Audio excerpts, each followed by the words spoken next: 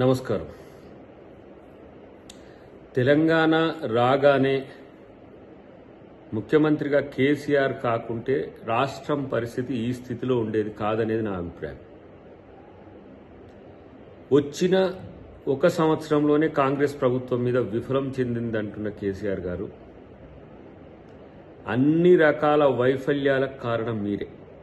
ఒక మాట చూసిన దాంట్లో మనం ఇవ్వని హామీలకు కూడా చేసినాము అని, ఇచ్చిన హామీలన్నీ గాలికి వదిలేసిండ్రు కదా.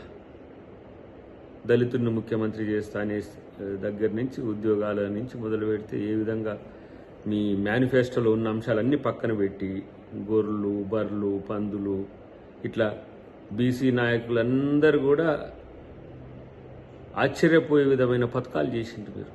కానీ మేమేం చేసినాం?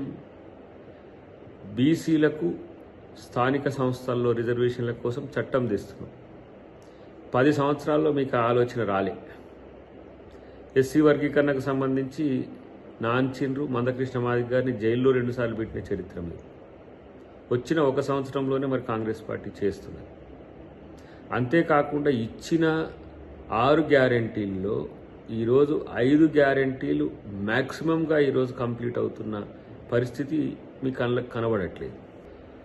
ప్రతిపక్ష నాయకుడు ఫెయిల్ అవ్వడమే కాకుండా ప్రతిపక్షమే ఫెయిల్ అయిన ఈ పరిస్థితుల్లో మీరు దిద్దుబాటు చర్యలకు దిగినా ప్రజలు నమ్మే స్థితిలో లేరు. ఇలా ఏం అడుగుతారు? మీరు వచ్చి ఇండ్లు కట్టేయలేదంటే 10 సంవత్సరాలు ఏం చేశారని మిమ్మల్ని అడగరా?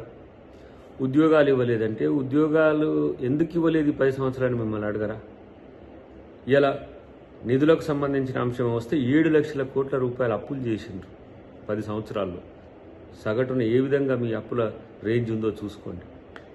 కనీసం ఉద్యోగులకు జీతాలు ఇచ్చే పరిస్థితిలో కూడా లేని ప్రభుత్వం ఆ రోజు ఉంది. ఈరోజు ఏ విధంగా ఉద్యోగులకు నెలకు 1వ తారీఖు ఎట్లా వస్తుందో చూసుకోండి. ఇదంతా పక్కన పెడితే ఇంకా తెలంగాణలో బీఆర్ఎస్ టీఆర్ఎస్ బతికి ఉంటుంది అని అనుకోవడం అనేది విడ్డూరమే. మీరు మీ పార్టీ పేరులో నుంచే తెలంగాణ అనే పదం తొలగించిన తర్వాత ఏ మొహం పెట్టుకొని ఇంకా మీరు తెలంగాణ అస్తిత్వం గురించి మాట్లాడతారు? తెలంగాణ ఈరోజు కాంగ్రెస్ ఇచ్చింది. తెలంగాణ కాంగ్రెస్ డెవలప్ చేస్తున్నది. ఇప్పుడు ప్రజాస్వామిక వాతావరణం ఉంది. ప్రశ్నించే గొంతులు ప్రశ్నిస్తున్నాయి, విమర్శించే గొంతులు విమర్శిస్తున్నాయి. వాటికి సంబంధించి ప్రభుత్వం స్పందిస్తున్నది.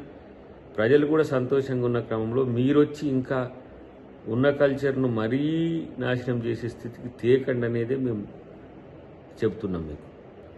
మీరు మీ సోషల్ మీడియా చేసే ప్రచారంతో ప్రజలు నమ్మేసిండ్రు. కథం ఇక వైఫల్యం చెందిందని మనం మాట్లాడితే సరిపోద్దని చెప్పి ఈరోజు మాట్లాడుతున్న తీరు గమనిస్తున్నాం. సరే, మాస్టర్ కొరకు లేకపోతే సభకు రావట్లేరని అందరూ విమర్శ చేస్తుండ్రు కాబట్టి వచ్చిపోతారేమో, ఒక 2 రోజులు వచ్చిపోతారేమో. నేనంటున్నా, ఈరోజు మీరు విపక్ష నాయకునిగా సంపూర్ణ ఫెయిల్ అయిపోయింది. మీరు అవుట్ సోర్సింగ్కి ఇచ్చిన మీ కొడుకు, మీ అల్లుడు వాళ్ళు కూడా కళ్ళు తెల్లబడ్డాయి. ఇంకా ఏం చేసేది లేక ఏ విధంగా దుష్ప్రచారం చేసే విధంగా వచ్చిందంటే మీరు మీ మీడియాతోని రేవంత్ రెడ్డి గారిని బూతులు తిట్టించే కాడికి వచ్చిన పరిస్థితి. ఎందుకంటే బూతులు తిడుతున్నారంటే ప్రభుత్వం ఫెయిల్ అవుతుందని అనుకుంటారనే ఉద్దేశంతో. కానీ వ్యవస్థలన్నింటినీ విధ్వంసం చేసి ఆర్థిక వ్యవస్థను పూర్తిగా గాలి కొదిలేసి ఇలా మీరు కట్టిన ప్రాజెక్టులతో సుక్క నీళ్లు రావట్లేవా? మళ్ళీ మేము మొత్తం ప్రాజెక్టులతో నీళ్ళు ఇచ్చినామంటే ఒక్క చుక్క నీళ్లు కాళేశ్వరం నుంచి 1,00,000 కోట్ల పైచీలకు మీరు పెట్టుబడి పెడుతుంది. దానికి ఆ 1,00,000 కోట్లే ఉంటే చిన్న మధ్యతర నీటిపారుదలకు సంబంధించి మనం చేసుకుంటే ఇవాళ లక్షల ఎకరాలకు నీళ్ళు వచ్చేవి. కాబట్టి మీరు చెప్పే మాటలు ప్రజలు నమ్ముతారు అనుకోవడం అనేది మీకు ఏ విధంగా అనిపిస్తుందో కానీ ప్రజలు మిమ్మల్ని పట్టించుకోరనే విషయాన్ని గుర్తుపెట్టుకోండి. మీరే కాదు, మీ శిష్యులు కూడా అంటున్నారు. ఏమని? మీ పరివారం కూడా అంటున్నారు, కేసీఆర్ గారు వస్తే మామూలుగా ఉండదని మీరన్నట్టే అంటున్న పరిస్థితి. ప్రజాస్వామ్యంలో అందరూ మామూలే. ఇదేం రాజరికం కాదు. ఎవరో వస్తే ఏదో అవుతుందనే దృష్టితోనే ఉంటే ఇలాంటి అప్రజాస్వామిక ధోరణి రాజరికంలో ఉంటుంది. ప్రజల కోసం ఎవరైనా రావాల్సిందే. ప్రతిపక్ష నాయకునిగా రావాల్సిందే. అధికారంలో ఉంటే ముఖ్యమంత్రిగా ఉన్నన్ని రోజులు మొత్తం అంతా తానై అన్నట్టు అంతా మీరే చేసి, ఇప్పుడు అంతా అన్యాయం కూడా మీరే చేసి విపక్షానికి వచ్చేవరకే ఇంట్లో కూర్చునే పరిస్థితి వచ్చింది. ఇదేం ప్రజాస్వామిక విలువలు?